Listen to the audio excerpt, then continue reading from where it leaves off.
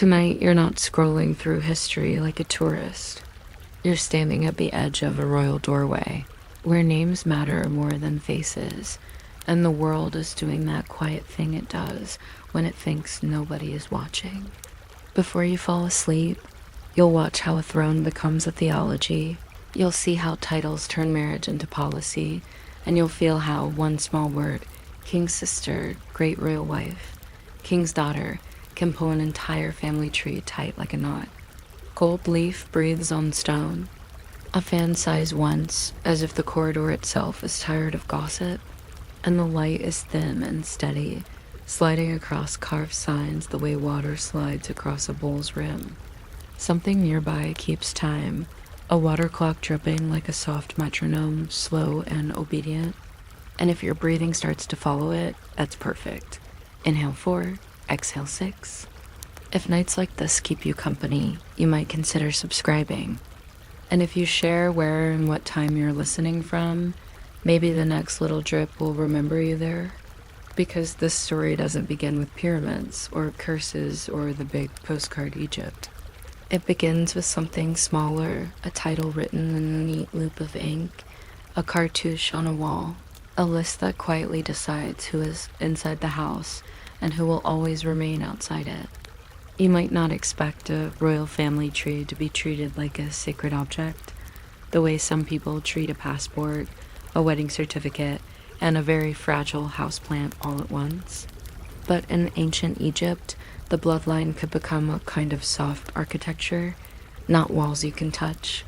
Walls made of titles, stories, and careful repetition. And if your room is quiet, let it stay that way. Let the quiet do its job. Imagine gold leaf breathing on stone, not loudly, just barely. A fan sighing somewhere in a corridor. A water clock dripping like a patient little metronome that never learned any other song. There's a gentle strangeness to the idea that legitimacy can be worn. Not like a robe you toss over a chair, but like a mask fitted so neatly it starts to feel like skin. In Egypt, kingship wasn't only a job with a crown and a schedule. It was a theology with good posture. The king could be spoken of as living Horus, and not in the casual way you might say, and basically a morning person, more in the very serious way you say. This is the shape the universe currently prefers. If the ruler is the son of a god, then everyone around him has to keep the sentence grammatically stable. A queen is not just a spouse. She is a vessel close enough to the divine story to keep it from wobbling in public. Marriage, in that sense, becomes less romance and more punctuation, a careful closing of gaps, mother of a god, sister of a god, wife of a god. Titles stacked until the air itself seems to nod along.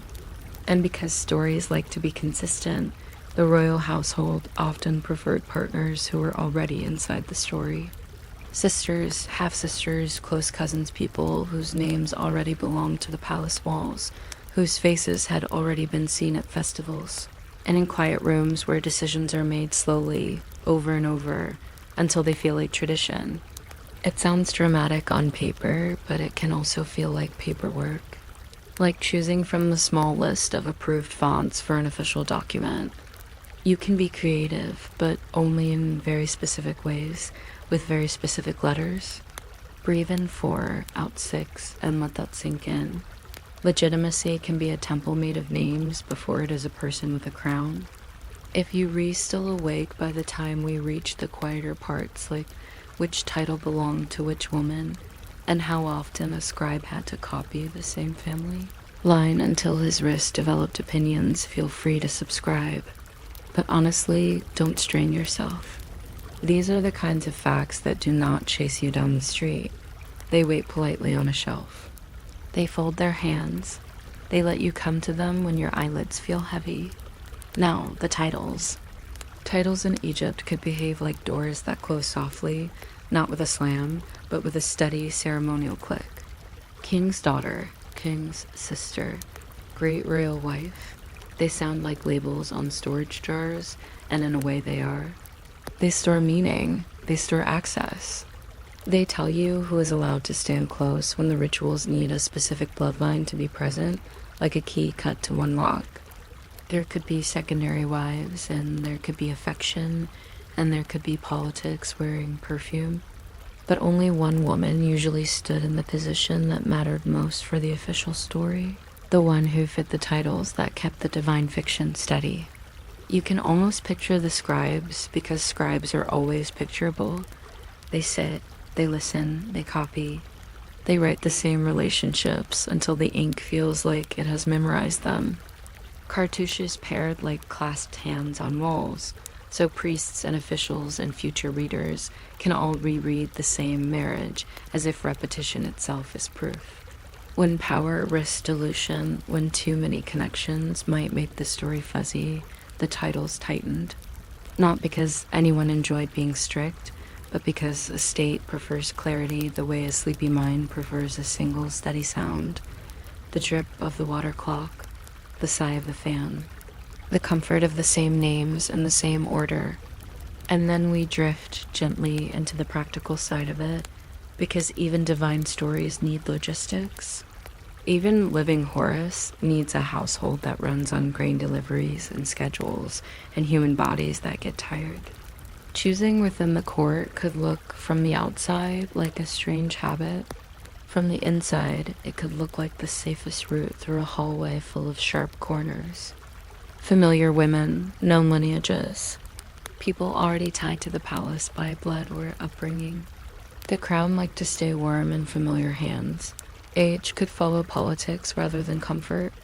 A strong mother could rule while a young king learned how to sit still during ceremonies without fidgeting, which is, in its own quiet way, a kind of training for divinity. Dowries were not dainty little gifts. They could be estates, priestly posts, labor obligations, and the soft rearranging of loyalty. A marriage could redistribute grain the way a modern budget meeting redistributes stress.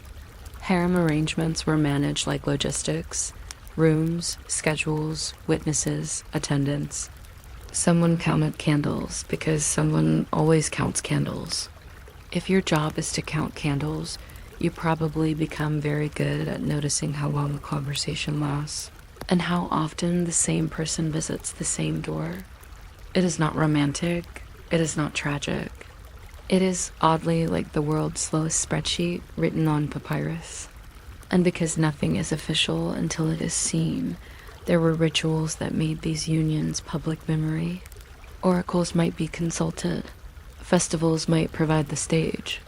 Steely could freeze the story in stone with the blunt certainty of carved names. Priests poured beer and words over statues so that household intimacy could be framed as cosmic maintenance, like oiling a hinge so the universe doesn't squeak. Scribes copied genealogies until ink felt like rope, tying lineages to offerings, tax lists, temple endowments, calendar days. You can imagine how soothing that could be to a government, a visible bridge strong enough to carry succession without wobbling. The people saw a procession. The state saw a structure holding. There is a mild absurdity here, and it is a gentle one.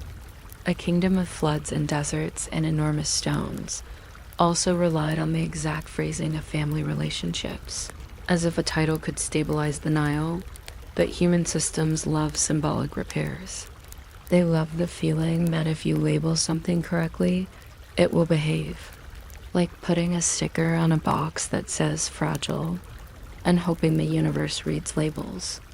In Egypt, the label was often divine, and the box was the throne. From there, the tone shifts without announcing itself, the way a room changes when a baby starts to breathe in it.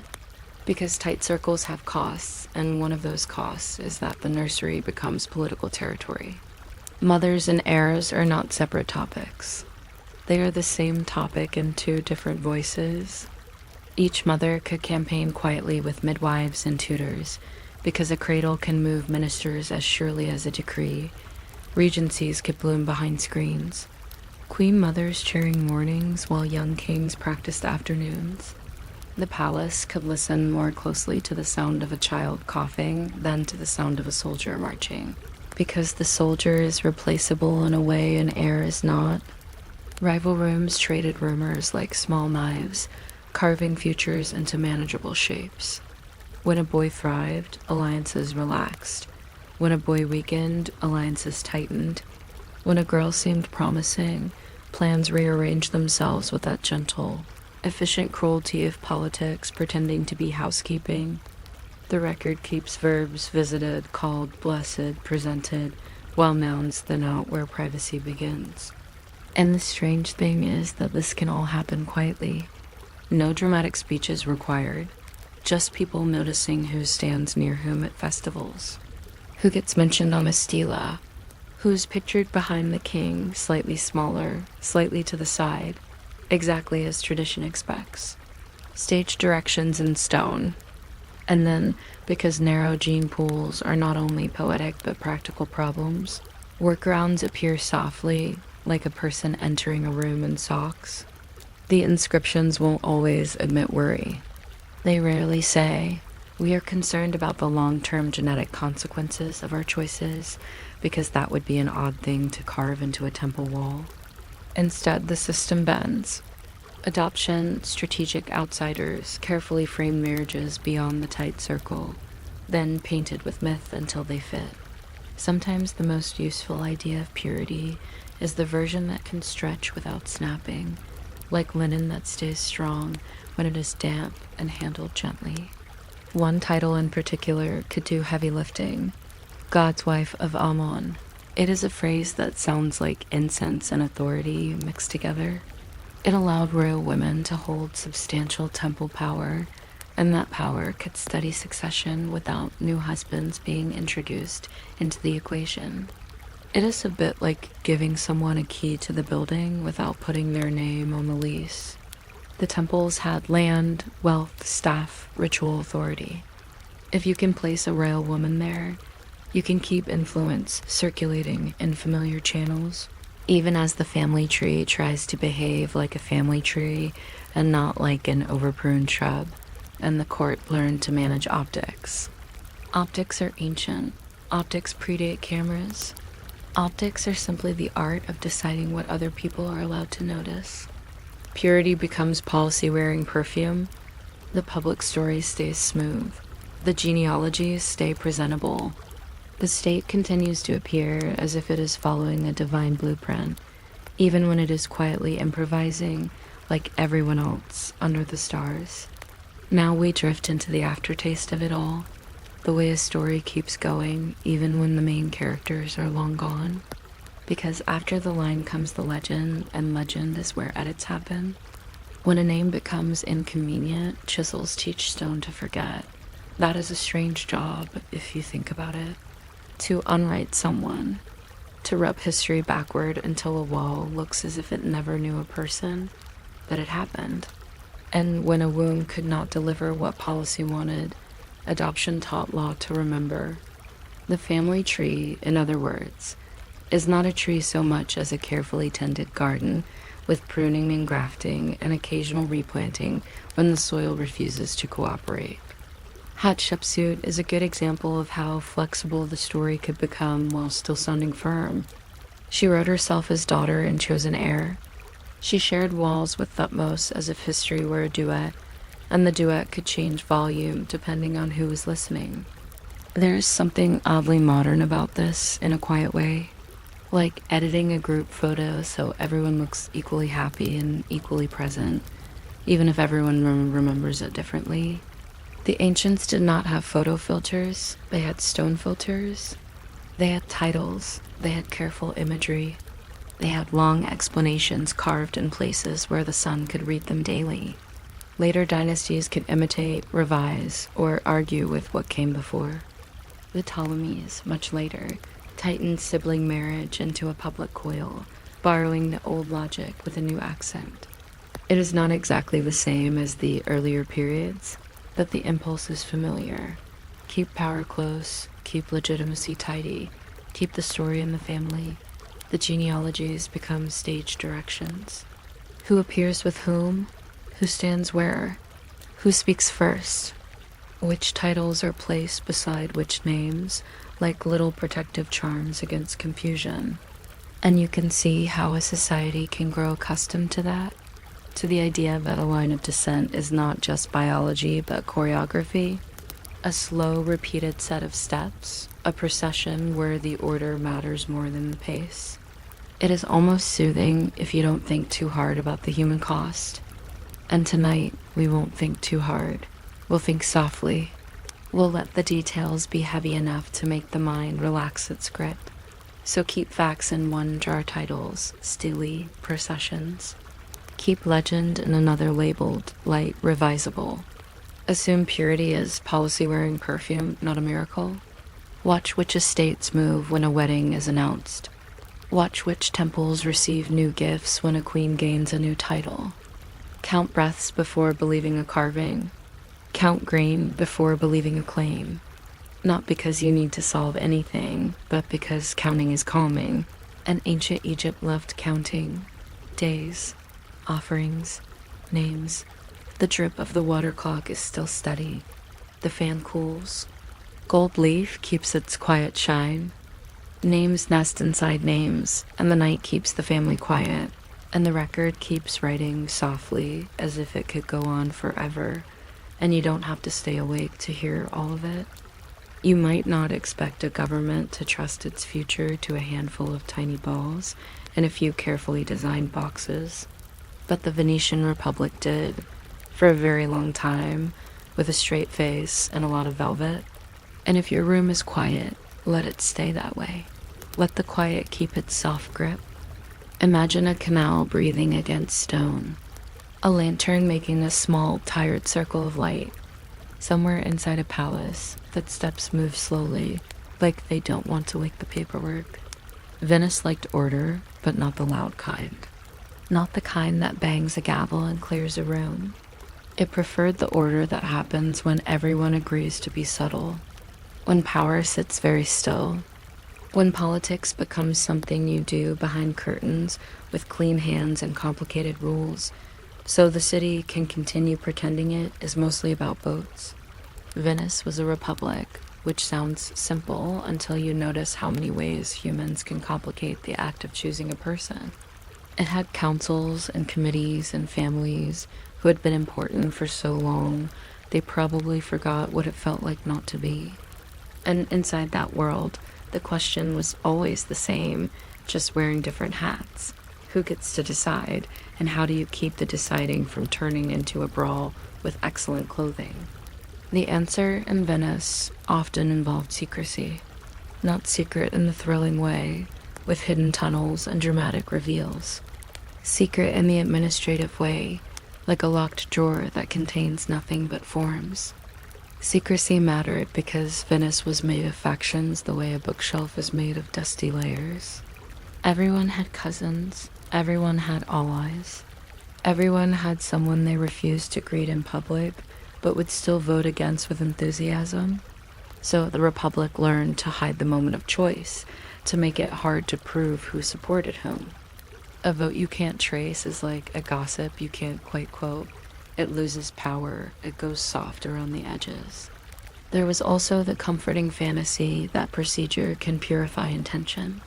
If you build a process with enough steps, enough random draws, enough rituals that feel like fairness, then the outcome starts to look like destiny, not divine destiny exactly. More like bureaucracy's version of fate. The kind of fate that arrives stamped and filed and copied twice, and Venice loved that kind of fate. It loved to feel that the state was held together by systems, not tempers. Breathe in 4, out 6. And imagine a room where men in heavy robes speak quietly because even their ambition is expected to behave. Imagine that the future of a city is waiting inside a small object, an urn, a bag, a box, something you could carry without breaking a sweat. It's a strange thought, but it's also soothing. Tiny objects doing big jobs. Like a key, like a seal, like a stamp that says approved, and instantly makes chaos look organized. If you're still awake in a few minutes, feel free to subscribe. Or don't. Venice would understand. It built an empire on the assumption that people will keep participating, even when they are mildly tired, and slightly confused by the rules. Now, the doors. Venice had a talent for making institutions sound like rooms you can enter if you're allowed. The Great Council, the Senate, the Minor Council, the Council of 10, which sounds like a club, but behaves more like a nervous system. These bodies created layers, and layers created distance, and distance made power feel safer. Not kinder, safer. Like keeping a candle behind glass so it can to be knocked over by someone as enthusiasm. Membership itself could be controlled. Over time, Venice narrowed who belonged to the political class, sealing the most important participation inside a patrician world. This is where the Republic becomes a circle that looks open from far away and feels very closed when you stand near it. Names mattered, lineages mattered, which families were in mattered. If you think of a modern sign-in sheet, Venice had the deluxe version, polished and guarded, written in a hand that probably took lessons. And once you're inside, the procedure begins to behave like a polite maze. You do not simply choose a leader. You choose people who choose people who choose people, with random selection mixed in like a lullaby beat, predictable, then unpredictable, then predictable again. It is the governmental equivalent of shuffling a deck repeatedly because you don't to trust anyone at the table, including yourself. The intention is simple. Make it hard to control the outcome, make it hard to bribe efficiently, make it hard to prove loyalty in a way that can be punished later. A republic built on the idea that nobody should be too sure about anything, except the importance of rules. This is where the small balls arrive, quietly, like the least dramatic characters in the story. Venetian elections often use sortition selection by lot mixed with voting. Balls could be placed in containers, drawn out by hand, counted, compared, sometimes colored, sometimes shaped for a particular step. It sounds almost like a children's game, until you remember that everyone playing is wearing expensive fabric and thinking about ships, taxes, and foreign threats. The balls do not care. The balls are neutral. The balls are, in their own way, the purest citizens in the room. So we drift into the heart of the ritual, choosing within the court. The Republic doesn't only pick a leader, like the Doge. It builds a whole apparatus of selection around him, like scaffolding around a statue. Electors are chosen, often through layered draws and votes designed to dilute influence. One group is reduced to a smaller group, that group is expanded again, then reduced again. The numbers change like a slow tide. It is the kind of process that makes you sleepy simply by existing. And in each step, there are officials whose job is not to feel anything. Notaries, clerks, counters, men who watch hands enter urns, men who watch balls roll into cloth sacks, men who record results in ink that looks calm, even if everyone's pulse is not. They are the quiet backbone. If you ever want to feel grateful for boredom, consider the notary, a human being whose main superpower is writing down what happened without adding adjectives. There were rules about where you stand, when you speak, what you touch, and how you touch it. The room itself becomes part of the system. If you've ever been in a place where someone says, "Please form an orderly line," Venice turned that into an art form. A person could be disqualified for procedural mistakes, which is a very Venetian way to suffer, not tragedy, not romance. Just, "I'm sorry, your hand went into the urn at an unauthorized angle." There's also a soft absurdity in the way all this was meant to prevent corruption, while also being a beautiful opportunity for a different kind of corruption, the kind that lives in relationships, promises, marriages, and long-term favors. Procedures can make bribery clumsy, but they cannot make human memory disappear. Venice knew this, which is why it kept tightening the process, as if adding steps could outrun human nature. Sometimes it can. Sometimes it just creates more places for someone to sigh quietly and ask for clarification. Then we move into the part where objects become public memory. Because Venice didn't want elections to be a private mystery. It wanted the method to be known so it could be trusted, even if the individual choices remained hidden. The process itself became theater, but a theater of restraint. No cheering, no confetti, just ritual, oaths, silent counting. The sense that the city is being kept stable by adults who refuse to raise their voices. You can imagine seals pressed into wax, not because wax is exciting, but because wax is final. You can imagine the feel of parchment, the slow scratch of a quill, the brief pause when someone checks.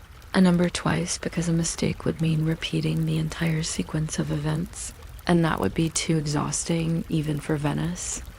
A republic may run on ideals, but it also runs on everyone's desire to go home at a reasonable hour. And if you listen closely, you can hear the micro-silliness hiding inside the dignity. The idea that a great maritime power ship wars. Diplomacy also depends on whether a small ball is drawn from a bag at the right moment. The ocean is huge. The ball is small. The ball still wins because it is inside the rules, and the rules are the real ruler. Now, as the night goes on, we drift into families, numbers, and doors. Because no matter how clever the procedure, Venice was still a place where names moved like currents. Families formed blocks, rivalries lasted longer than some wars. Alliances were kept alive like houseplants, trimmed, watered, occasionally moved to a better window. The election system tried to scatter influence like wind scattering ash, but ash still lands somewhere, and people still notice where. A person might accidentally learn who tends to vote with whom. A person might remember who is friendly at a dinner. A person might interpret a silence as a signal. In Venice, politics could be read like a script written in small gestures. And for the citizens not inside the patrician circle, this could feel like watching a play from outside the building. You hear muffled voices, you see the lights, you understand that something is happening, but the details are for someone else. The state kept records, of course. Venice kept records the way a squirrel keeps nuts, methodically, obsessively, with a deep belief in future usefulness. The archives grew thick with decisions that sounded boring even as they shaped lives. Elected, appointed, confirmed, words that turned human ambition into tidy verbs. And when tension rose, Venice didn't always respond with drama. Sometimes it responded with a new rule, a new committee, another layer, another door. There were also punishments, but we won't linger there. Not because they weren't real, but because bedtime prefers softer edges. We can say gently that Venice had ways of discouraging dangerous behavior, and those ways often involved exclusion. Being cut off from power in a society built on power is its own quiet nightmare. Imagine being invited to fewer rooms. Imagine your name becoming less welcome. Imagine your influence shrinking like a candle burning down, not with a flare, but with a steady, private dimming. And sometimes the system's greatest trick was simply endurance. A long-lasting process becomes a kind of proof. People start to believe that what has lasted must be wise, that what repeats must be right, even if the repetition is only habit wearing a ceremonial robe. Venice's elections became part of its identity, a mechanical heartbeat, complicated, calm, difficult to interrupt without causing discomfort. Which brings us, naturally, to the suitcase part of the story. Except in Venice, it's not a suitcase, it's a file. A case that waits, a bundle of papers tied with string, a packet of names and procedures and oaths that sits in a cabinet like a sleeping animal. The city stored its decisions, and by storing them, it also stored the illusion of control. The idea that everything can be retrieved, examined, understood, and sometimes it could. Sometimes it couldn't. Sometimes all that survived was the method, not the emotion. Now we ease into the final drift, after the line, the legend. Because the Doge in Venice became a symbol so familiar that people stopped remembering he was chosen by a process at all. He became part of the city's costume, a figure in paintings, a face in rituals, a living decoration for a system that wanted continuity more than personality. Over time, Venice limited the Doge's power in careful ways, like tightening a lid. The office remained grand, but the room inside it got smaller. The state wanted a figurehead who could represent stability without becoming too sharp. And if you think about it, that is an oddly sleepy goal for a government. Keep everything calm enough that nobody becomes too much. Keep the city steady, keep the rituals reliable. Keep the election process like a familiar lullaby, complicated if you stare at it, but soothing if you simply let it hum in the background. The legend also includes reforms, naturally, because nothing stays perfectly fixed. Venice adjusted. It argued with itself. It added protections. It created watchdogs. It tried to preserve the idea of the Republic as a machine that runs without needing anyone to be a hero. Heroes are noisy. Venice preferred functionaries. Venice preferred the kind of person who can sit through a 3-hour meeting about procedure and still look composed. And the archives, always the archives, kept growing. If you ever want to feel small in a comforting way, imagine shelves of parchment that record who held which office, which committee met, which law was revised, which oath was sworn. A city telling itself, endlessly, that it is still here, still organized, still capable of choosing the next set of hands to hold the keys. So for bedtime, keep facts in one-jar urns, ballots, councils, oaths, quiet counting. Keep myth in another noble republic, serene stability, a city that rules itself like a well-trained instrument. Assume the truth is somewhere in between, wearing comfortable shoes. If meaning knocks, ask for paperwork. If silence answers, let it. Count breaths before believing a story about perfect fairness. Count steps before believing a story about perfect corruption. The lantern circle stays small. The canal keeps breathing against stone. Somewhere a clerk folds a paper, ties it with string, and places it gently where it will wait. The tiny balls go back into their container. The rules remain soft and firm at once. And you don't have to hold all the steps in your mind. You can let the process blur into a steady rhythm, like water against a wall, like a city that chooses its future quietly, and then goes back to sleep. You might not expect a nursery to function like a cabinet meeting, but in royal Egypt it often did, quietly, with softer voices and sharper consequences. Not because anyone wanted drama, mostly because a small child in the right crib could become the most important document in the building. And documents, as you know, are treated with care. They are kept clean. They are watched. They are sometimes protected so intensely that the adults forget they are doing it. If your room is still, let it stay that way. Let the air feel heavy in the pleasant way, like linen. Imagine a palace at dusk where even the corridors look tired of being impressive. Somewhere, a water clock drips with calm authority. Somewhere, a servant counts lamp, wicks the way a modern person counts phone battery percent quietly, repeatedly, with the same faint hope that numbers can keep the night under control. Whisper, where and what time are you listening from? Now we drift into the part that sounds gentle on the surface because it uses words like child and cradle. But it is still politics, and politics has a habit of showing up in whatever room happens to be available. The nursery was not only a place for sleep and feeding and small embroidered amulets that were supposed to keep chaos away. It could also be the waiting room for the next reign. And when you believe the king is linked to God's living Horus, keeper of cosmic balance, then the cradle starts to look like a sacred piece of infrastructure. Not romantic, not sweet. Just essential, like a bridge, like a granary, like a well that cannot be allowed to run dry. In practice, that meant mothers mattered in a way that was both visible and strangely hard to pin down. A royal mother could be a comforting presence, of course, but she could also be the person with the best access to the most important schedule in the country. The schedule of a child's life. When a child is very young, everyone who wants something has to pass through the small gate of whoever is closest. A tutor, a nurse, a scribe, a guard, a priest with a blessing to offer suddenly. The mother's chamber becomes a crossroads. And a crossroads, historically, is where you find a lot of people pretending they are only passing through.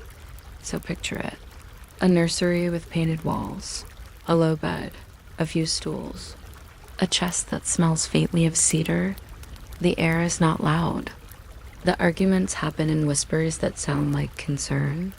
Is the child sleeping enough? Becomes who is allowed to be near the child? Is the child strong? Becomes who benefits from the child being seen as strong. Should we change the nurse? Becomes should we move the whole network of loyalties that follows the nurse like a shadow? And then there's the quiet reality that in many dynasties, kings did not always take the throne at a comfortable age. Sometimes a boy becomes king while he is still learning how to hold a cup without spilling. The crown arrives before the muscles do. In those moments, the state needs an adult to stand close enough to steady things. That can become a regency formal or informal with queen mothers and senior women occupying an awkward space, too important to ignore, too powerful to leave. Unchecked and yet absolutely necessary if the system wants to keep pretending it runs smoothly. It is a little like handing a company CEO title to a child and then insisting the business must continue operating with no delays. No messy questions and no mention of the fact that the CEO is currently fascinated by a beetle. Someone will manage the meetings. Someone will approve decisions. Someone will smile politely while doing the work. And everyone else will pretend this is normal because the alternative is admitting the universe is held together by fragile habits. The palace, in those times, listens for signs the way a quiet household listens for a kettle. A cough becomes a report. A fever becomes a rumor. A strong appetite becomes a hopeful omen. There are midwives and physicians, and there are also priests who know which words to say when people want the gods to feel involved. There are charms and amulets, protective spells, little objects that carry big anxieties. It is not unlike the modern habit of refreshing a news feed, except the news is a child's breathing, and the feed is a room full of adults trying to look calm. And as always, rivalries creep in softly. You don't get open shouting matches in the nursery. You get helpful suggestions. You get competing advice. You get someone conveniently arriving with a gift at the exact moment someone else is present, so the gift can be witnessed. You get gestures that are small enough to deny and large enough to be remembered. In royal courts, even kindness can have a resume. There are also the little logistical details that feel boring in a soothing way. Who carries the child? Who writes the child's names? Who lists the child's titles? Who stands behind the child in ceremonies? So the crowd sees the right people in the right order. Genealogy in this world is not just family history. It is state architecture. A list of names can function like a wall. A title can function like a log. If you are the king's mother, you are not simply a person who gave birth. You are a political fact, stated in stone and repeated until it feels like weather. If you're still awake by the time we finish discussing who stands nearest to the cradle, you can subscribe. Or don't. Ancient Egypt would probably approve of either choice, as long as you commit to it with a properly worded title and a nice clean inscription. Now, because we're being honest and sleepy at the same time, we should admit something quietly. Keeping power inside a tight circle creates its own problems. It is like trying to keep all your important tools in one small drawer. It feels efficient. You know where everything is. But eventually the drawer sticks. Eventually something breaks, and the more you insist the drawer is perfect, the more obvious it becomes that you're wrestling with furniture. A narrow marriage pool can bring stability on paper, fewer outside alliances to manage, fewer unknown families to appease, fewer competing claims that arrive from distant relatives with fresh ambition. but it can also create stress that nobody wants to say out loud, not in public, not in inscriptions, not in the official story that the gods supposedly love. So the system adapts in quiet ways, the way all systems adapt when they want to survive without admitting they're changing. One workaround is simply emphasis shifting which relationships matter most in the public presentation. Another is adoption, or the political equivalent of adoption, naming an heir, elevating a successor, remembering someone's importance when it becomes useful. Sometimes the story bends without breaking. Sometimes an outsider is brought in and then carefully painted into the myth until they fit. It's not unlike editing a family photo album. Someone new appears, and suddenly the captions become very confident about how they have always belonged. And then there's the divine optics of it all, which is an elegant phrase for how to make complicated politics look like holy necessity. Egypt was very good at that. When a title like God's Wife of Amen becomes important, you can almost feel the system exhale, because now power can move through a religious role without needing to announce itself as a political move. A royal woman linked to a major cult can hold influence that supports succession, stabilizes alliances, and keeps wealth and legitimacy flowing, while everyone politely describes it as devotion. This is one of humanity's favorite tricks, doing practical things while speaking in sacred language. The temples, meanwhile, are not merely spiritual places. They are economic bodies. They own land. They manage labor. They store grain. They employ scribes who can count with frightening accuracy. So when a royal strategy involves temple titles and priestly roles, it's not just about prayers. It's also about administration, the slow and steady work of keeping a country fed and organized. In other words, it's the exact kind of thing that is perfect for bedtime, deeply important, deeply procedural, and best handled by people who enjoy counting. Sometimes the workaround is marriage beyond the tightest circle, but wrapped in careful presentation. A spouse from outside can be framed as acceptable if the narrative is strong enough, if the inscriptions repeat the right phrases, if the art shows the couple in the correct posture, if the gods seem unbothered, and gods conveniently do not sign complaint forms. You can interpret their silence however you like, as long as you have enough priests to back you up. This is where the scribes become almost comically essential. They are the ones who turn messy reality into smooth record. They copy names, they arrange titles, they decide which parentage to highlight and which to leave as a soft blur. They create the official memory, and official memory is not the same as truth. It is truth wearing perfume and good posture. A genealogy carved into stone does not show hesitation. It does not show the meetings. It does not show the long pauses where someone decided what to admit. It simply states. It declares. It becomes, over time, the version people repeat because it is easy to repeat. And that repetition is the real lullaby of royal power. The same titles, again and again. The same family terms used like formulas. King's daughter, king's sister, great royal wife, king's mother. These words become less like descriptions and more like badges pinned to the story so it cannot slip away. If you say something often enough, it starts to feel inevitable. And inevitability is a soothing thing, especially when you are trying to convince a whole country that the succession is stable. The cost, of course, is that stability becomes a delicate performance. The palace must watch for cracks. A child's health, again, becomes national weather. A rival branch of the family becomes an unresolved footnote. A powerful woman's influence becomes both necessary and suspicious. And through it all, life continues in oddly ordinary rhythms, meals, ceremonies, petitions, inventories, cloth being counted, beer being poured, incense being measured. The great cosmic drama of kingship is held up by someone making sure the lamps have oil. It always comes back to that.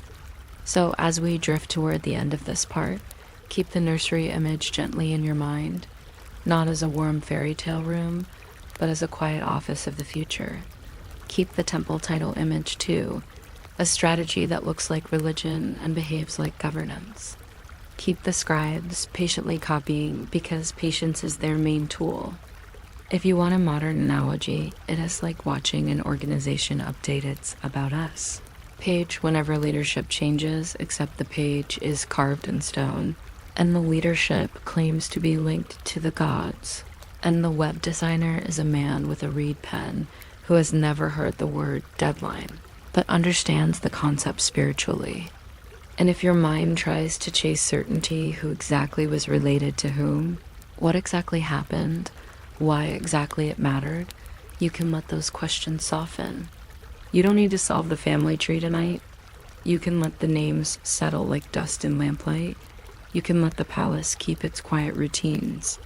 The water clock can keep dripping. The fan can sigh once more.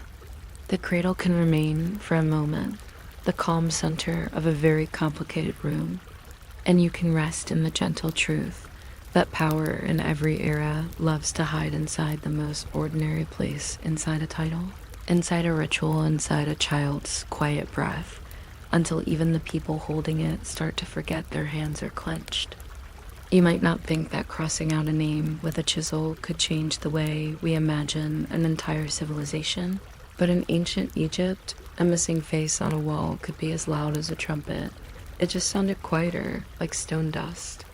Tonight we are drifting into that very soft noise, the years when the royal family tree became less a tree and more a heavily edited script with notes in the margins and a few suspiciously blank pages. If you are still awake by the time we get to the part where scribes quietly invent second fathers and spare heirs, you're welcome to subscribe, or simply roll over and let the genealogies sort themselves out.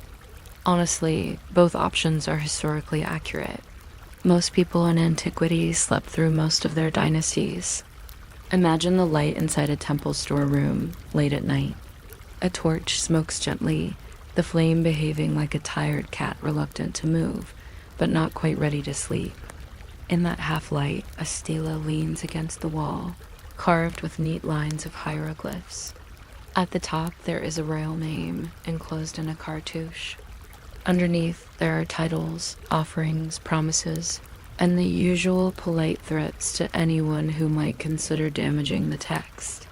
What the warnings never say, because it would ruin the mood, is that the person most likely to chip away a royal name is not a tomb robber, but another royal.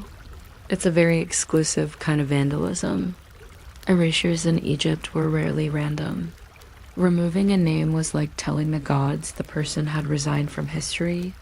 When a king's memory became inconvenient because his son wanted a cleaner story, or his enemies got control of the chisel cupboard, artisans would climb up, chip out the cartouche, and sometimes recarve another name in its place. To walk past later, as an ordinary citizen, you might not notice. The wall still had a king, a ritual, a neat row of offerings. Only up close would you see the outlines of what used to be there, like a scar under new paint.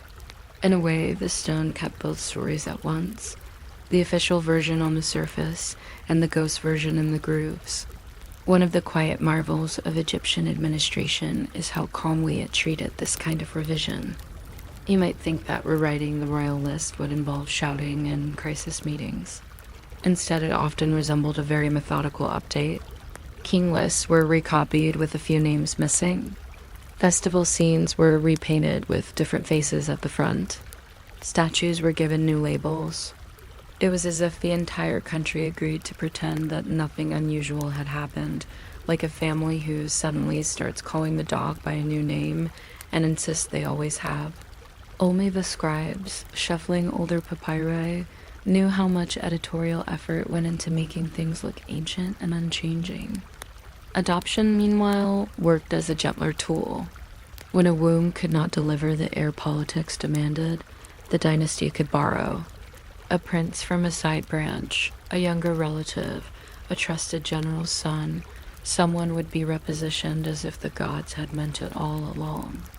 Legal documents spoke in smooth phrases, beloved like a true son, established as heir, born of the king in his heart.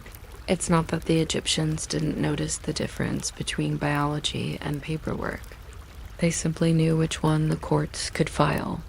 In a world where names and titles did so much of the heavy lifting, being carved as son of could matter more than being actually related. If you picture a series of carefully managed adoptions stretching over several reigns, the royal family tree starts to look a little less like a tree and more like a well-tended vine guided along trellises wherever the gardeners need shade.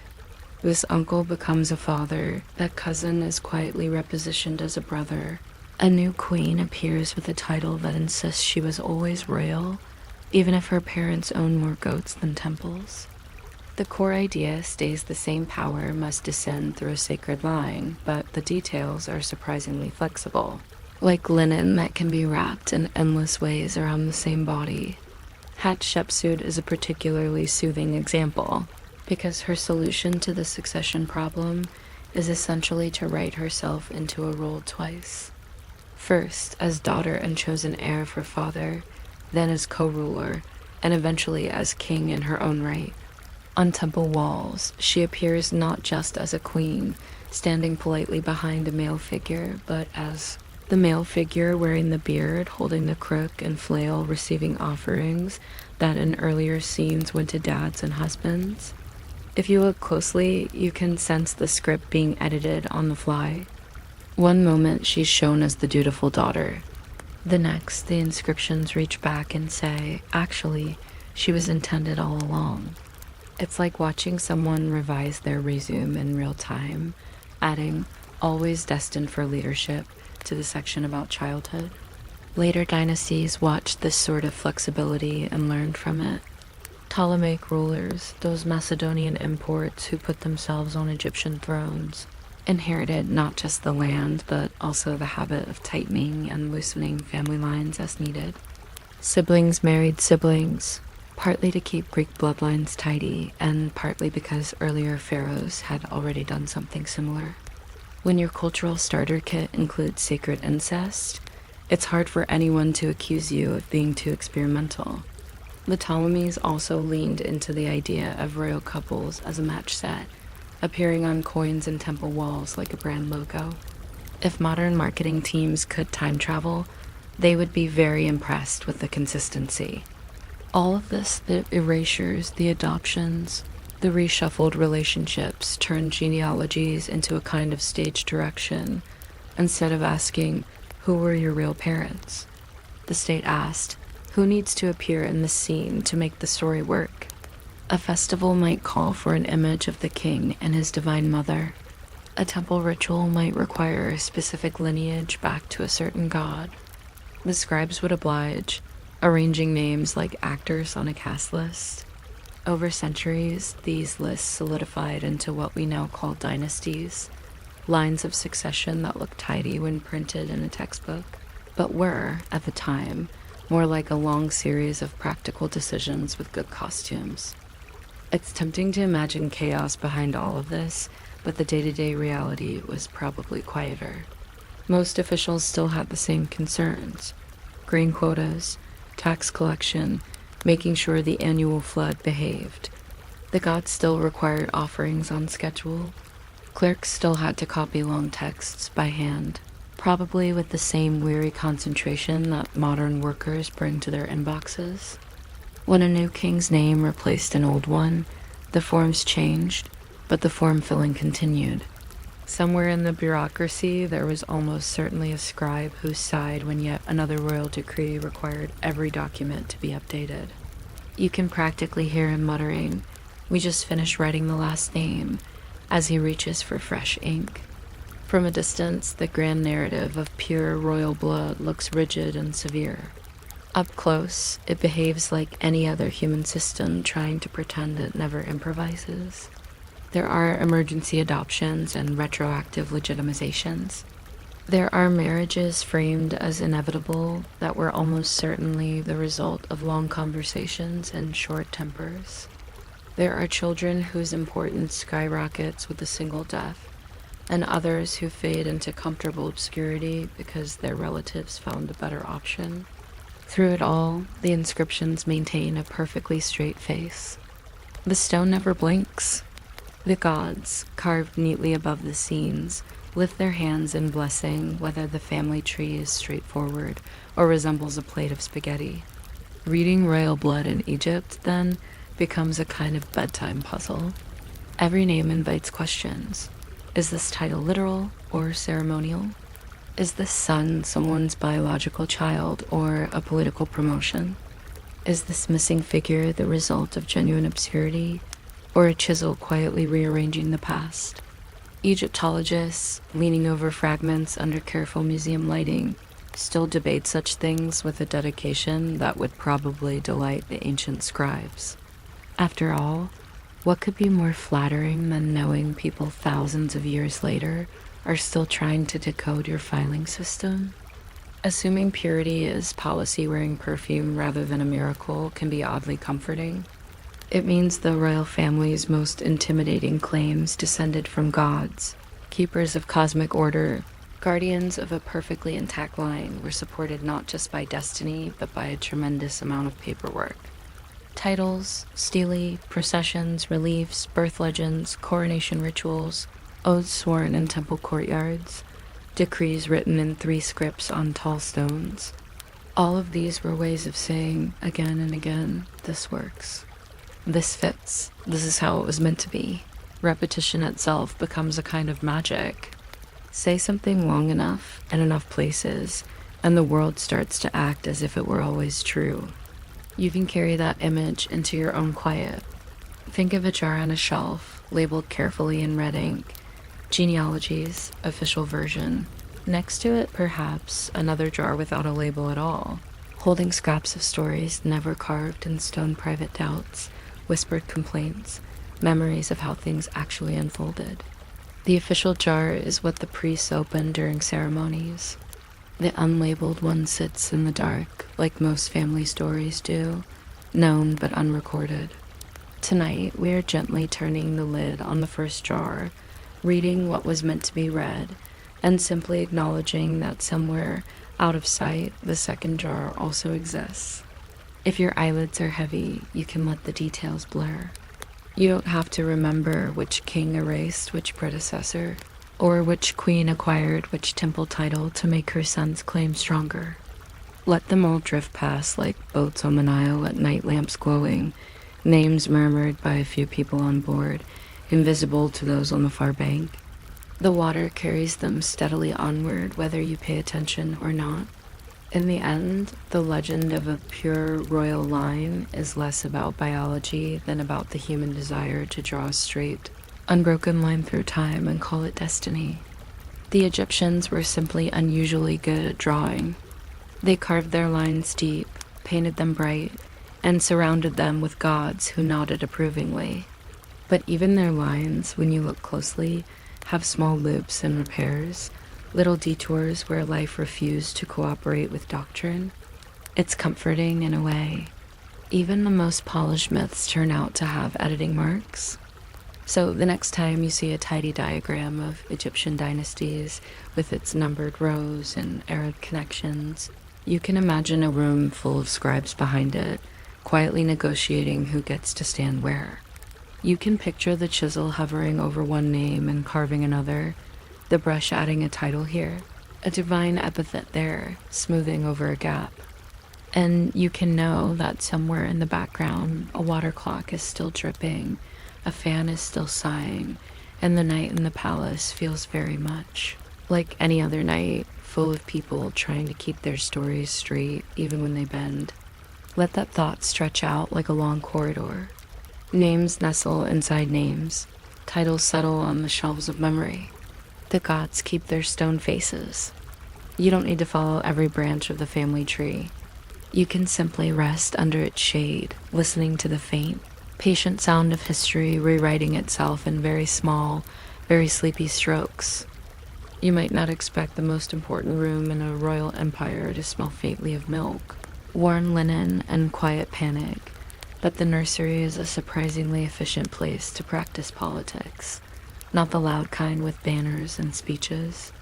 The softer kind, the kind that happens while someone is rocking a cradle and another person is pretending the cradle, is not also a throne in miniature. Ancient Egypt loved grand temples and long processions, but it also loved small rooms where the future of the two lands could be decided by who is allowed to stand closest to a sleeping child. If you're still awake by the time we start counting which aunt is also a regent and which tutor is also an informant, you can subscribe if you want, or don't. The scribes will not record your decision, and that alone makes it unusually peaceful. In the palace, the child who will someday be called Living Horus is for a while simply a child. He coughs. He cries at inconvenient hours. He has very soft hair and very loud lungs. And around him, adults begin doing the special kind of careful breathing that happens when everyone is trying to look calm while thinking about succession. A cradle can move ministers as surely as a decree because ministers know that the person inside it might eventually decide who keeps their job, who loses their lands, and who gets written out of a relief panel with a chisel. The nursery, in this sense, becomes a council chamber with smaller chairs. Wet nurses and midwives move in and out like trusted guards because they are close enough to notice everything. A fever, a rash, a change in appetite, a sudden preference for one attendant over another, which will later be interpreted as a political statement, even though it is mostly a statement about who has the warmest hands. Tutors arrive early because the prince must be taught how to sit still during rituals, how to hold his body like a symbol, how to speak without sounding like a child, even when he is absolutely a child. And then there is the mother. Sometimes she is a queen who will be praised in text as gentle and pious, but in practice she is also a manager of schedules, a gatekeeper of access, a person who understands that time is a resource. If she is wise, she learns very quickly that mother is not only a biological fact, but a political platform. Queen mothers, in particular, become the kind of figure that makes courtiers walk a little more slowly and choose their words with extra care. Because when the king is young, the mother can be the voice that speaks for him before his voice becomes public property. Regencies bloom behind screens. Not dramatic, not announced with trumpets every morning. They bloom the way a routine grows. One meeting becomes two, one signature becomes a habit, and soon the queen mother is chairing mornings while the young king practices afternoons. The palace runs on these quiet arrangements. People still bow to the child king because the fiction must stay stable, but they also learn to bow privately to the person who can decide whether they get 5 minutes of access or none. The nursery door becomes a border. Crossing it requires permission, gifts, and the correct tone of reverence. It is easy to imagine rival rooms forming in the palace like separate weather systems. One group gathers near the queen mother. Another group gathers near a secondary wife who hopes her own son might rise. A third group gathers near a priest with influence, because priests are excellent at turning religious language into political scaffolding. Rumors trade hands like small knives, thin and shiny, and no one admits they are holding them. They simply smile and say they are holding incense, or a scroll, or a cup of beer for an offering. The palace is full of polite objects that can hide sharp intentions.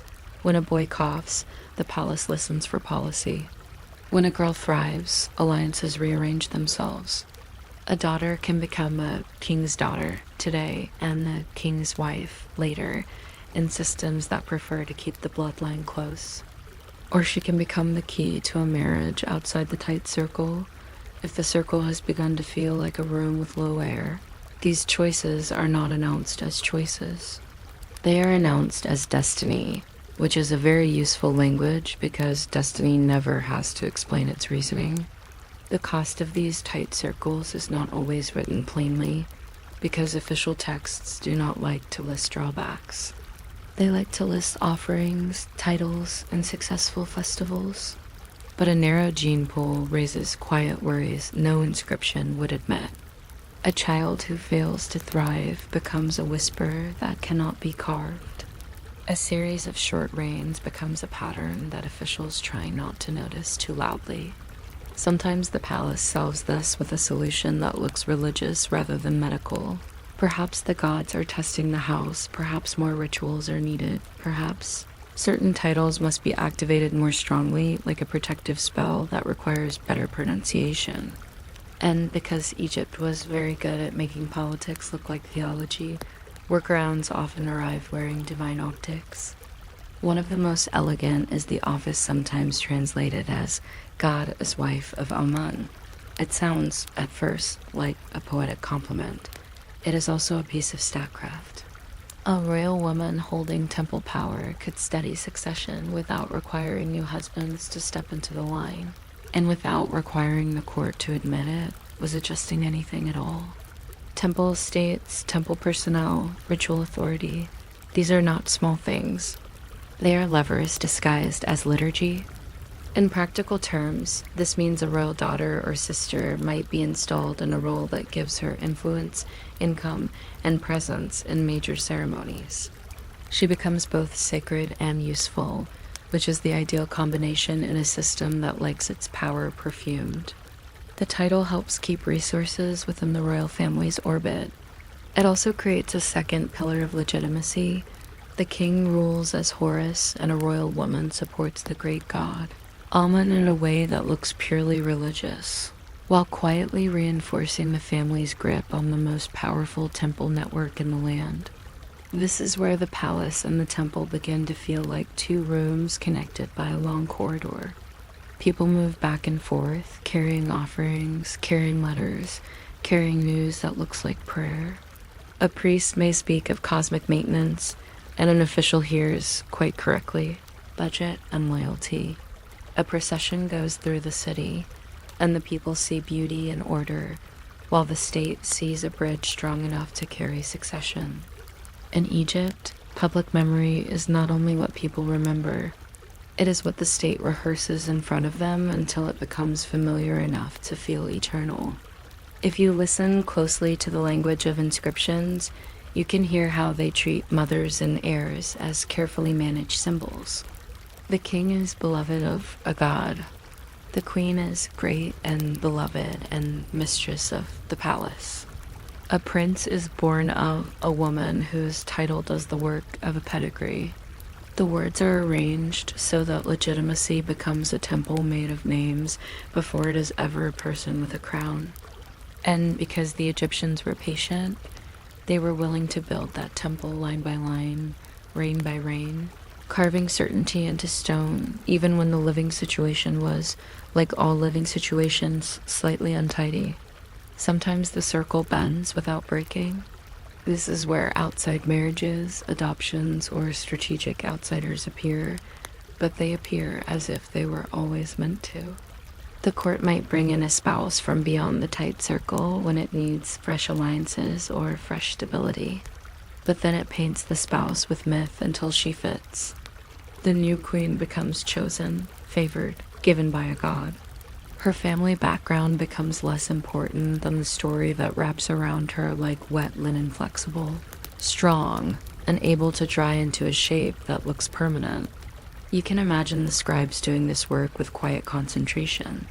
They are not inventing at random, they are selecting.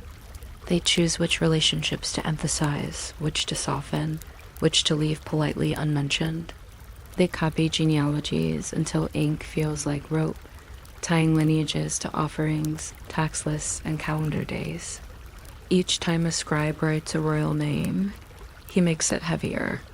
Each time he writes born of the great royal wife, he makes the mother's identity into a legal atmosphere that surrounds the child.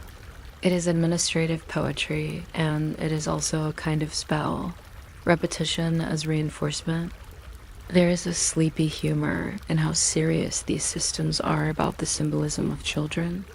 A toddler king may be too young to hold an audience without getting bored, but he will still be depicted smiting enemies on temple walls because the image is doing work that the child cannot. Someone has decided that the country needs to see a strong ruler, so the stone provides one. Meanwhile, in the nursery, the strong ruler is trying to put a small object in his mouth, as strong rulers often do when they are small enough. The Empire survives this contradiction by not acknowledging it. It simply runs on two layers at once, the everyday layer of caretaking and the ritual layer of timeless kingship. And the Queen Mother, if she is clever and careful, becomes the translator between those layers. She makes sure the child appears in the right ceremonies at the right times. She makes sure the right priests are satisfied. She makes sure the court does not fracture into too many rival rooms. She distributes favors like measured grain. She lets some people feel close and lets others wait, which is another way of saying she shapes the future while pretending she is only protecting a child's sleep. Sometimes she will commission monuments that look devotional but function as anchors.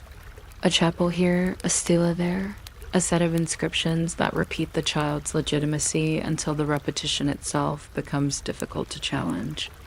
If a rival whispers, the walls answer in advance.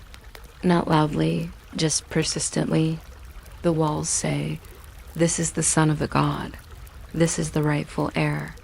This is the house as it should be." The whisper becomes tired. The whisper goes home. The whisper, ideally, falls asleep. Of course, not every palace remains calm. Some reigns are more brittle. Some successions require more patching. In those moments, the same tools appear again. Titles tightened until policy feels like piety. Marriages arranged inside the circle, and, if necessary, a bend outward followed by a careful repainting inward. It is less like a single dramatic decision and more like constant maintenance. Like sweeping sand from a corridor that will always collect sand. Like adjusting a fan so it sighs at the right angle. Like checking a water clock so its dripping stays steady. And this is perhaps the most bedtime-friendly truth in all of it. The royal family tree is not only a family tree. It is a management document. It is a map of who must be honored, who must be remembered, who must be paired with whom in public art, so the story stays stable. It is a set of stage directions, who appears with whom, who stands where, who speaks first, who is called mother in a way that means pillar, and who is called son in a way that means future. If you keep that in mind, the tight circles start to feel less strange and more familiar. Every powerful institution likes to hire from within. Every court likes known quantities. Every dynasty likes the comfort of predictable connections. Ancient Egypt simply dressed this preference in gold leaf and theology, and then carved it into stone so it could pretend it was not preference at all, but cosmic order. It is the oldest kind of corporate policy, except the dress code includes crowns and the performance reviews are conducted by gods. So let the nursery stay quiet for a moment. Let the attendants move softly. Let the Queen Mother's footsteps be unhurried. Let the tutors speak in low voices as if knowledge itself is something that should not wake the child too abruptly. Outside, priests prepare incense, officials prepare lists. Somewhere a scribe sharpens his reed pen and feels briefly like he is sharpening fate. Somewhere else, the river continues doing what it does, indifferent and steady. Count breaths before believing a claim. Count grain before believing a title. Count, if you like, the number of times a name appears on a wall and then disappears and then returns under a slightly different phrasing. But you do not have to solve anything tonight. You can let the system hum in the background like a fan that never quite stops. The water clock drips. The palace edits itself quietly. The child sleeps. The Empire, for the moment, agrees to be gentle and ordinary, and that agreement is enough to carry the night forward. You might not expect an empire to worry about genetics in the same way you worry about a phone battery, but the palace does develop that same quiet, practical anxiety. Not the loud, panicked kind, the slow kind. The kind that sits on the edge of a reed mat and says, very politely, We should probably plan for this, while a water clock keeps dripping like it has all the time in the world, which it does. If you're still awake for the next few minutes, you can subscribe. Or don't. Either way, no priest will appear at your door to audit your choices, and that's a small comfort history rarely offers. Inside a tight royal circle, everyone loves certainty. Everyone loves familiar names. Everyone loves a lineage that can be recited without needing to clear your throat. That certainty has a cost when you keep folding the same family branches back toward the trunk. The inscriptions won't say it outright, because stone does not like to confess worry. Stone prefers confidence. Still, you can feel the worry in the way they double down on titles, on divine language, on the idea that the house is protected because it is special. Special is a very soothing word. It does not solve anything, but it looks excellent in a cartouche. So the palace learns a routine of soft risk management. It notices patterns the way you notice a draft in a room. You don't panic. You adjust the curtain.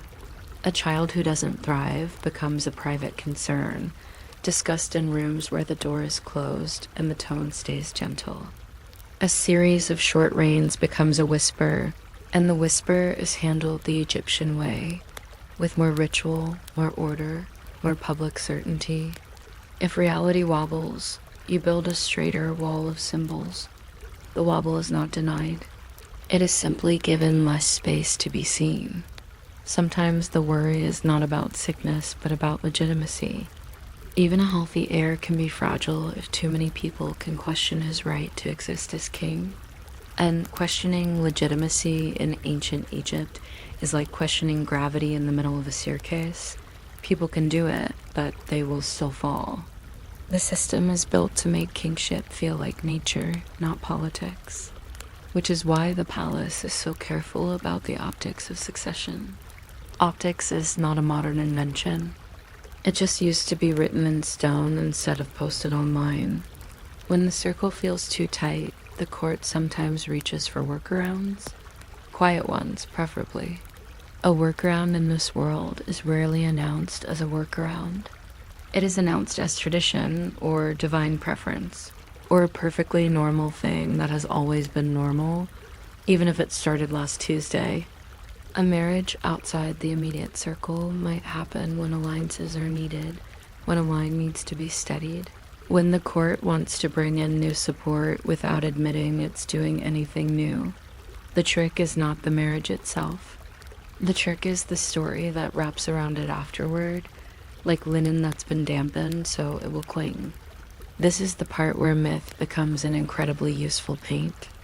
You take a spouse who is, in practical terms, a strategic choice, and you present her as inevitable. She is chosen, she is beloved of a god. She was given by a deity in a dream, or recognized by signs, or destined by cosmic alignment, which is a lovely way of saying the court approved the match and would like everyone to stop asking questions. The palace is a master at making a decision feel like a revelation.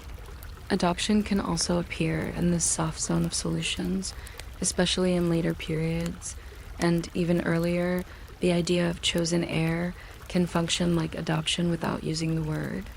If you cannot guarantee a smooth line by biology alone, you guarantee it by narrative. A child can be framed as the rightful continuation because the gods have indicated it, because the previous king acknowledged it, because the mother's titles build a platform under the child like a stable chair. Son of the king is an identity that can be made stronger by repetition, by ceremony, by public pairing and relief scenes. Public memory is trained, and Egypt is very good at training memory. There's also the more bureaucratic version of a workaround. Titles. Titles are not just compliments, they are tools. They can open doors and close them. They can pull power into certain hands without changing the official shape of the system.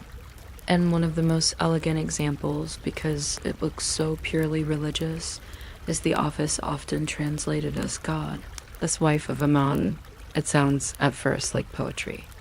You can almost picture it as a private devotion, a woman in a quiet temple, tending lamps, making offerings, being spiritually impressive in a way that is hard to measure, which is perfect because hard to measure things are excellent places to hide measurable power.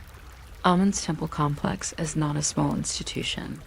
It has land, workers, wealth, influence, and a calendar full of public moments. If you place a royal woman into that system with official authority, you have created a second pillar of stability that does not require a new husband, does not require an awkward family reshuffle, and does not require the court to admit it's building a support beam.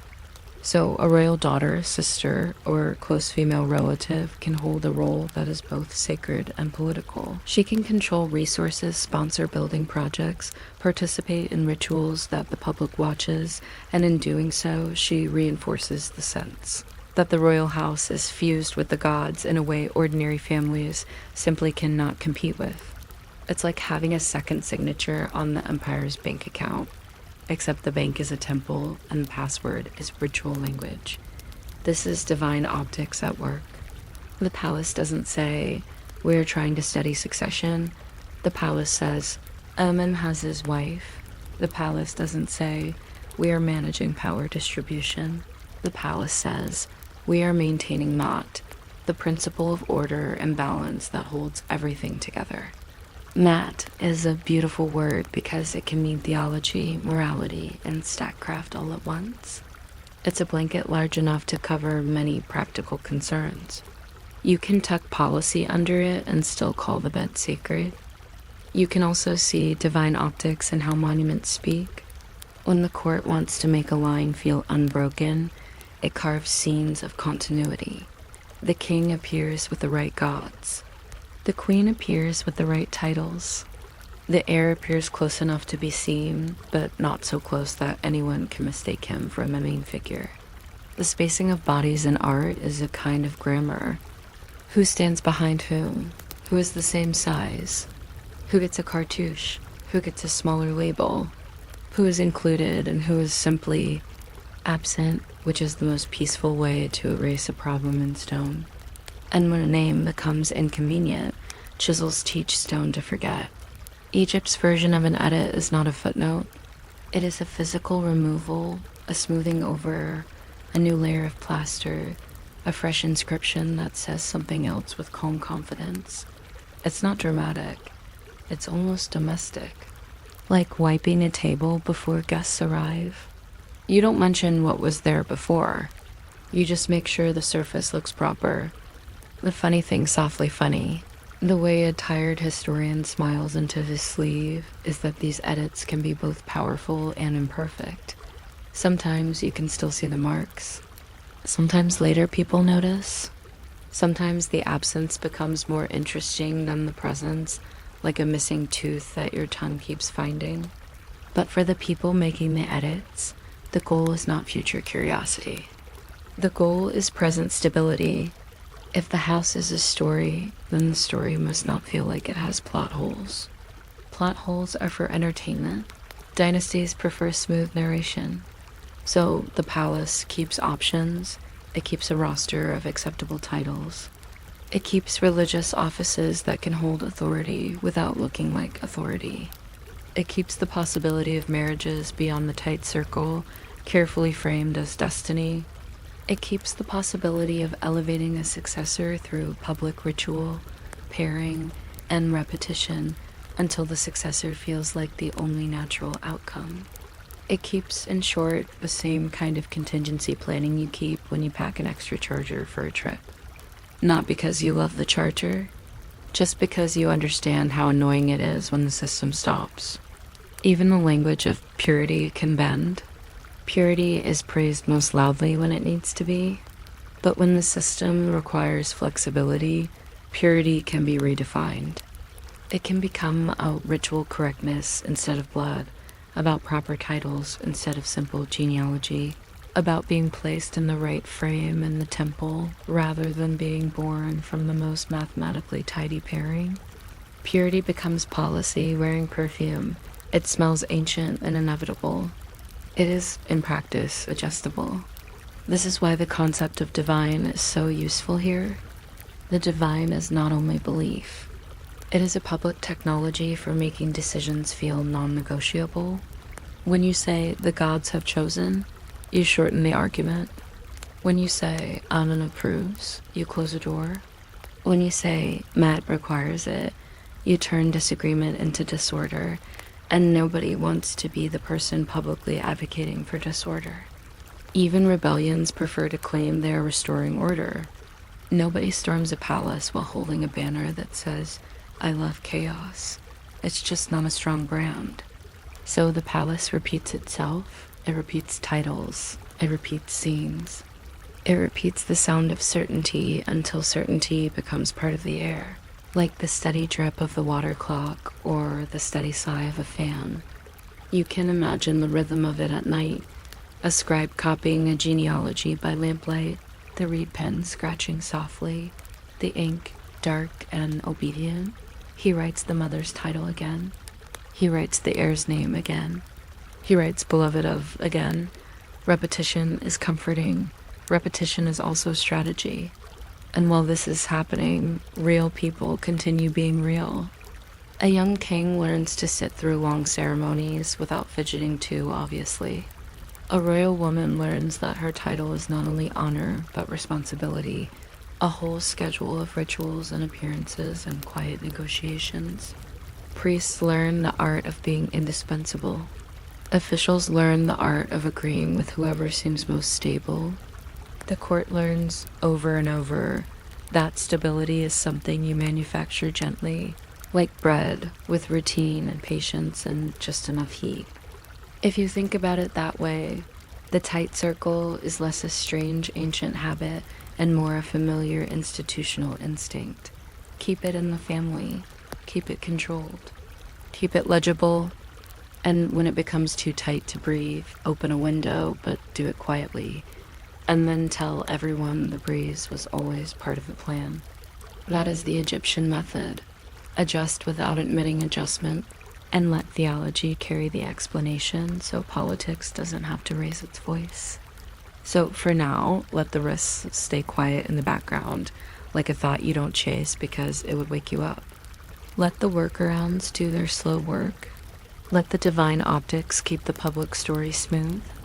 In the next stretch, the story will move from these careful solutions toward what happens after the line is written, how names are kept, erased, adopted, revised, and staged for later generations. But you don't need to hurry there. You can stay here with the steady drip, the soft hum, the careful titles that sound like prayers and function like locks, and the palace's gentle determination to keep everything looking calm, even when it is quietly, endlessly, managing itself through the night. You might not expect a dynasty to behave like an anxious editor hovering over a draft with a chisel instead of a keyboard, but that is exactly what happens once the royal family tree has been written down enough times to feel real. Stone is patient, stone is confident, stone also quietly can be corrected. And in Egypt, a correction is rarely announced as a correction. It is presented as an improvement in cosmic clarity, like dusting a shelf so the gods can see their own reflection a little better. If you're still awake while we wander through these gentle, picky details, you can subscribe. Or don't. The ancient scribes won't judge you because they are busy judging spacing, ink flow, and whether a name looks too hopeful for the current political weather. The thing about family trees is that they are not only about families, they are about the right kind of memory. A genealogy in a palace is a kind of furniture. It sits in the room and tells everyone how to behave. It tells priests which rituals should be performed for which ancestors. It tells officials who gets to stand closer to the king. It tells rivals how long they will have to wait before they can pretend they are, obviously, next in line. It is, in other words, a practical object disguised as tradition. And practical objects require maintenance. So when the line becomes inconvenient, maintenance begins, not with shouting, with paperwork, with quiet decisions, with the soft sound of a chisel being picked up as if it were a spoon.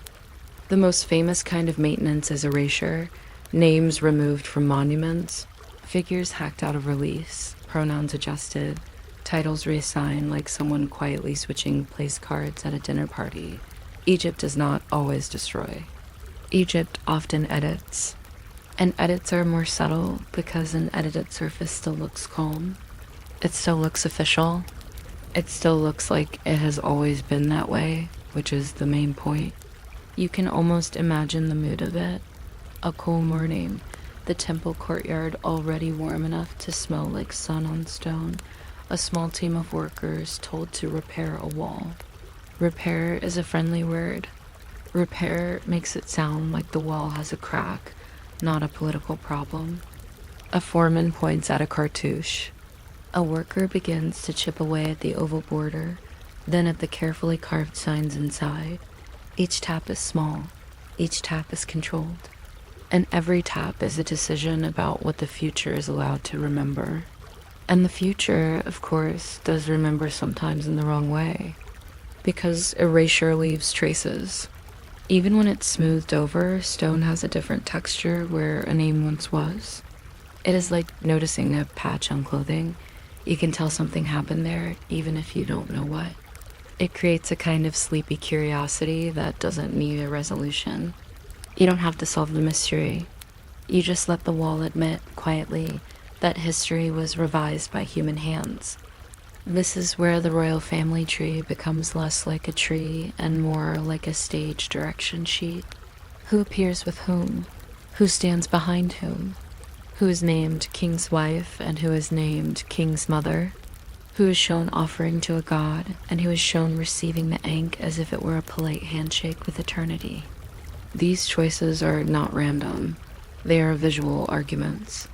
And the argument is usually simple. This line is the line. This house is the house. This king belongs here as naturally as the Nile belongs in its bed. But sometimes the line needs help. Sometimes a womb does not deliver what the court wants on schedule. Sometimes a king dies young, or a succession becomes messy, or the obvious heir looks less obvious when you begin counting titles and alliances. In those moments, you start seeing second drafts of legitimacy appear. Not always called adoption, not always framed as a change. More like a careful selection wrapped in ritual language, presented to the public as a truth that has been discovered, rather than a solution that has been arranged. Egyptian kingship is especially good at this because it already treats identity as something you can build. A king becomes king through coronation, through names, through ritual. He takes a throne name. He takes a Horus name. He takes titles that place him in the cosmic order like a peg hammered into wood. So if identity is constructed through sacred process, then succession can be supported through sacred process too. A chosen heir can be made inevitable by being shown, named, and repeated. The more you repeat a story, the more it becomes furniture. Sometimes the public sees the neat version. A young prince appears beside the king, the same way a new assistant appears beside a manager in a modern office, smiling politely and trying to look like they've always belonged there. Other times, the public sees a queen mother stepping forward, holding the state together with a calm expression and a very busy schedule. And sometimes, the public sees something rarer and more fascinating. A woman taking roles that look like religious honors but function like political architecture. Hatshepsut is the famous example, not because Egypt had never seen power in female hands, but because she insisted on making the story explicit. She wrote herself into the line with the confidence of someone placing a heavy statue exactly where it blocks the doorway. She presents herself as daughter and chosen heir. Not temporary solution, not interim manager, chosen heir. And she does it with the tools Egypt respects most: monuments, ritual, divine narrative, and time. Time is important because the longer a reign lasts, the more normal it becomes. Normality is not always something you inherit. Sometimes you simply stay long enough that everyone gets tired of arguing with it. Even then, second drafts can be redrafted again. Later rulers may accept the practical success of a reign while still wanting to adjust the story for their own comfort. They might keep the building projects but remove the name. They might keep the temple but erase the cartouche. It's like keeping the house but changing the plaque on the mailbox. And it shows you the gentle, constant truth of this royal family tree. It is alive, not as a biological organism, but as a political instrument that keeps being tuned. When later dynasties imitate, revise, or argue with earlier ones, you can feel the long shadow of precedent. The Ptolemaic period, much later, leans into sibling marriage as a deliberate echo of divine and royal models, and it is wrapped in its own kind of official calm. The logic is familiar. Closeness equals legitimacy.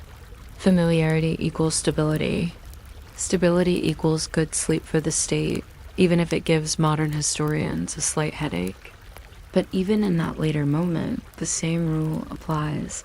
What matters is not just what happens, but how it is narrated, displayed, and repeated. And repetition is where scribes become quietly powerful. Scribes do not rule. Scribes also do not forget. They copy less. They copy titles. They copy lineages until ink feels like rope, binding the living to the dead and the dead to the gods. A family tree is, in a sense, a filing system for eternity. And filing systems can be reorganized, not loudly, just carefully. You can imagine a scribe at night in a room that smells like papyrus and old resin. The lamp low, the world outside still. He writes names that are officially safe. He pauses before a name that is complicated. Maybe that name belongs to someone who fell out of favor, someone whose memory is being managed. The scribe does not sigh dramatically. He simply writes what is current. That is his job. And what is current becomes what is remembered, because most people do not get to argue with documents. This is one of the most sleepy, slightly absurd things about power. It often depends on administrative calm. You don't always seize a throne with a battle. Sometimes you seize a throne with a well-placed inscription, a carefully worded title, and a set of relief scenes showing you in the correct proximity to the correct gods. If you can make the walls agree with you, the people often follow because the walls feel permanent, and humans are easily soothed by permanence. Of course, the walls are not truly permanent. The chisel is always waiting, and the chisel is not only used against enemies, it can also be used against ambiguity. If a relationship is unclear, it can be simplified. If a parentage is messy, it can be cleaned. If a succession is awkward, it can be made to look like a straight line, even if the real line was more like a river path that bends around reeds and stones. This is why the phrase "the legend" matters in this last stretch of the family tree. Legend is not always a lie. Legend is a polished version. It's the version that fits on a wall without making anyone squint. It's the version that behaves. The family tree, once it becomes legend, stops being a record and starts being an instruction. Here's how royalty should look. Here's what divinity should sound like. Here's what continuity should feel like when you stand in the shade of a temple and listen to the world hum. And because it is instruction, it must be smooth. That is why inconvenient names are removed. That is why certain figures are emphasized. That is why some unions are celebrated and others are quietly absent. Absence is one of Egypt's most elegant tools. It doesn't create a scene. It simply leaves you with a blank space that looks, at first glance, like nothing happened there at all. But even blank spaces can have a presence. A smooth cartouche is like a closed mouth in a room full of talking. It draws attention without raising volume. It says, there was something here. And if you're sleepy, you can let that be enough. You don't have to chase the missing detail. You can just notice the quietness of it, the gentle insistence that history is not only what is written, but what is unwritten. So, when you think about this royal family tree, think of it less like a chart and more like a living document, one that is rewritten by priests, rulers, officials, and time itself. Think of a dynasty as a committee that never stops meeting, even after everyone is dead. Think of legitimacy as something built in layers: blood, title, ritual, public image, and repeated narration. And think of the chisel, always present, not as violence, but as editing. The slow kind, the careful kind, the kind done in daylight with a calm face, as if it were simply maintenance. In a way, it's comforting. Not because erasure is kind, but because it shows how human the system is beneath the divine perfume. Gods may be invoked, but hands do the work. Titles may sound eternal, but they can be reassigned. Names may be carved in stone, but stone can be persuaded to forget. And all of it happens in a rhythm that is oddly quiet, like the drip of a water clock that never hurries. Just marks the passing of time with the confidence that time will keep doing what it does. So let the palace keep its second drafts. Let the walls keep their patched silences. Let the scribes keep copying the version that the day requires. And as you listen, you can let the details drift the way dust drifts in a beam of light, slow, pointless, strangely soothing, until the family tree stops feeling like a set of names and starts feeling like a soft, endless practice of remembering and unremembering over and over. In the steady, quiet patience of the night, you might not expect an empire to worry about something as delicate as who is allowed to marry whom, but Egypt did it with the steady concentration of someone polishing a mirror in a very quiet room. Not because they enjoyed being dramatic about it, but because the mirror mattered. If the king was meant to shine like a living god, then the people around him had to reflect the right kind of light. And the easiest way to control light, if you're a government with temples, is to control the family. So imagine the night air around a palace that never really sleeps because there's always a lamp somewhere and always a clerk somewhere. Gold leaf sits on stone like breath that decided to stay. A fan sighs in a corner with the patience of someone who has been fanning power for centuries. Somewhere a water clock drips, not loudly, just faithfully, as if time itself is paying taxes one drop at a time. And in the middle of all this gentle machinery, there is a simple claim: the king is divine. Which sounds like a big statement, but it quickly turns into small chores. The chores begin with names. The king is not just the king. He is a bundle of titles, each one tied to a god, a ritual, a place, a role. He is Horus, but also a son, but also a ruler of the two lands, but also an idea that needs to look stable from far away. If you say the king is the son of a god, then you also have to make the queen make sense. Not emotionally. Politically, she must be close enough to the divine fiction to keep it from wobbling. And that is where purity starts to matter, not as a romantic notion, but as a structural one, like deciding which stones can touch which stones in an arch. In a calm, practical way, the royal household begins to treat marriage like architecture. You don't marry for charm. You marry for alignment. You marry so the line does not fork into confusing branches that invite arguments. If you keep the marriage inside the royal circle, the story stays tight. Mother of a god, sister of a god, wife of a god. No gaps in the grammar, no awkward commas. It is the kind of sentence that feels smooth when spoken aloud. And Egypt cared deeply about smooth sentences because smooth sentences can be carved into stone without embarrassing anyone later. And stone, as you may have noticed, loves confidence.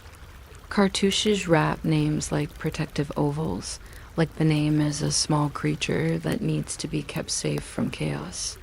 Scribes write the same sequence again and again until it becomes muscle memory. Priests read titles the way you might read a familiar sign on a door. This is who belongs here. This is who may pass. Even the titles themselves start acting like gates. King's daughter, king's sister, great royal wife. Each one narrows the hallway. Each one quietly decides who counts as close enough to touch divinity without smudging it. If you're still awake while we arrange these titles like kitey labels on jars, you can subscribe. Or don't. Egypt would have respected either choice. as long as you filled out the correct form in triplicate and stamped it with something ceremonial. They loved ceremony. They loved forms. They loved the feeling that the universe could be organized if you just kept writing it down. So once the titles are set, the next question is logistical, not poetic. Who exactly do you choose? The court is full of women, but not all women are equally useful to the myth. Candidates might be sisters, half-sisters, or close cousins women already known to the palace before the crown was warm on the king's head. This is not framed as strange. It is framed as controlled, like using familiar ingredients because you don't want surprises in the bread. The kingdom does not want surprises. The kingdom wants the same loaf every year, sliced cleanly. Age, too, becomes politics, not comfort. A young king may need an older woman with experience to study the household, or a queen mother may hold real power while the official ruler practices being official. In the background of all this, marriages move resources. Dowries are not just jewelry and pretty objects. Dowries can be estates, priestly offices, storehouses of grain, labor obligations, access to temple income. Affection, if it exists, is managed like scheduling. Who appears where? Who sits near whom? Who is named in which inscription? It is very similar to modern life, in the sense that it involves a lot of people smiling politely while thinking about budgets. And then the public needs to be shown the shape of the decision. Egypt does not like private truths. Egypt likes public memory. The union becomes official through rituals that make it feel inevitable. There might be an oracle consulted, or a festival appearance that places the couple under a god's gaze, or a stela that freezes the moment in stone so it can be replayed forever without changing. Priests pour beer and words over statues, which is a strangely tender image if you let it be. Household intimacy transformed into cosmic maintenance. Scribes copy genealogies until ink begins to feel like rope, binding generations together, and tying them to offerings, tax lists, calendar days, and the long, patient drip of time. If you listen closely, you can hear the absurdity hiding inside the solemnity. A royal marriage is treated like a bridge strong enough to carry succession, and bridges, as you know, are judged not by how romantic they are, but by whether they hold. Egypt is building a bridge out of names. It is building a bridge out of titles. It is building a bridge out of the comforting repetition of this is how it has always been, even when always sometimes means. Since last month, once the bridge exists, the next room in the palace fills with quieter work, mothers and heirs, and the gentle cost of keeping the circle tight. A nursery can become a council chamber without anyone changing the furniture. Midwives and tutors move through corridors, the steady authority of people who know the future is currently drooling on itself. A cradle can shift ministers as surely as a decree, because the question, how is the heir doing, can rearrange a morning schedule in seconds. Regent queens appear in the margins of the record like calm hands holding a spinning wheel steady. In public, the kingdom sees the king. In private, the kingdom often feels the mother. Rival rooms trade rumors like small knives, not used loudly, just passed along with soft smiles. If a boy coughs, someone hears danger. If a girl thrives, alliances adjust their posture. The palace listens for signs the way a modern office listens for email subject lines, quietly, constantly, with a tired kind of attention. And through it all, the family tree keeps being written, and the writing itself becomes a kind of comfort. If the names are recorded, then maybe the future is recorded too. But tight circles come with tight problems. A narrow gene pool raises worries no inscription will admit. You won't find a stela cheerfully announcing, "We are mildly concerned about dilution and also about the consequences of repeated closeness." Egypt does not talk like that. Egypt prefers solutions that look like devotion. If one path becomes risky, another path appears, wrapped in ritual language, dressed in titles that smell faintly of incense and policy. One of the most elegant workarounds is to create power that does not require a new husband. The title God's Wife of Amun becomes, at certain times, a way for royal women to hold temple authority and resources with a divine stamp of approval. Could study succession without introducing another male line that might complicate the story. It is a remarkably neat trick. Take a political need, bless it, and let it sit in the temple like it belongs there naturally. Sometimes the most useful purity is not the kind that stays rigid, but the kind that can bend without breaking, like linen that is wet and strong, pulled tight and still holding. And then, eventually, we arrive at the last quietest room, what happens after the line becomes legend. Because legend is not simply what people believe. It is what people are allowed to remember without effort, and memory in a state is maintained the way walls are maintained, with repairs, renovations, and sometimes deliberate forgetting. This is where erasures begin. Not always violent, not always angry, often administrative. A name becomes inconvenient. A chisel teaches stone to forget. A figure is smoothed down until only the posture remains, like a missing actor in a familiar play. The wall stays calm. The wall stays official. The wall simply changes its mind about who is always there. And the strange thing is that this can happen without any shouting at all. Just taps, just dust.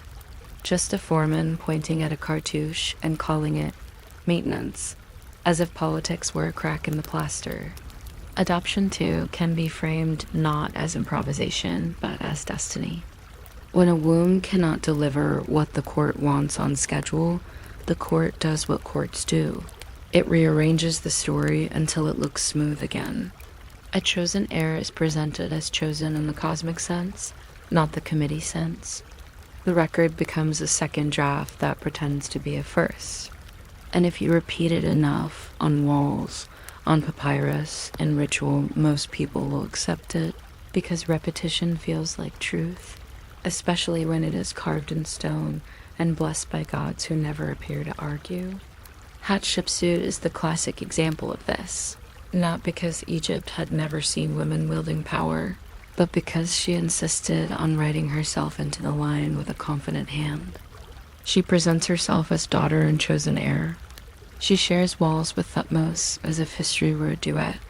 She takes the iconography and bends it until it fits her shape, then waits long enough that the fit starts to look normal.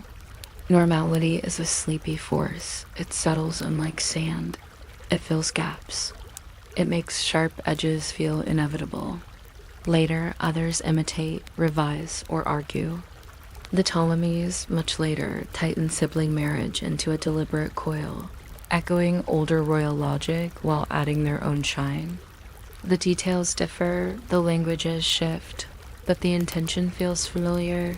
Keep the line close, keep the story clean, keep the throne from wobbling in public. And through all these centuries, genealogies become stage directions. Who appears with whom, who stands where, who speaks first, who receives the ink, who offers to the god. It is choreography, not confession. And perhaps the most soothing part of all this is that it never truly ends.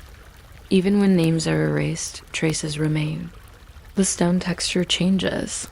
The outline of a cartouche lingers like a faint frame. Future scholars peer at these quiet absences the way you might notice a patched spot on an old coat and wonder what it used to be. The wall doesn't explain. The wall simply exists, holding its edited memory with a straight face. So, if you want a bedtime oath for reading royal blood, keep it simple, because the palace always did. Keep facts in one jar: titles, stele, processions, neat lists of who called whom great royal wife. Keep legend in another jar labeled light, revisable. Assume purity is often policy wearing perfume, not a miracle. Watch which estates move when a wedding is announced. Watch which titles appear suddenly, like a new key on an old ring. Count breaths before believing a carving. Count grain before believing a claim.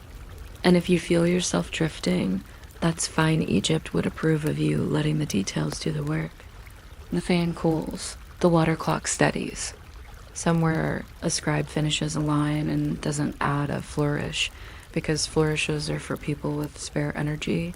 Names nest inside names. Titles sit neatly like stacked bowls.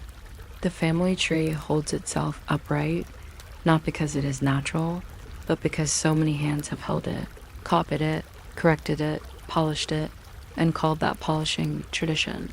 And in the quiet between one drip and the next, the palace keeps breathing, slow and certain, as if it could keep whispering these careful, pointless details forever.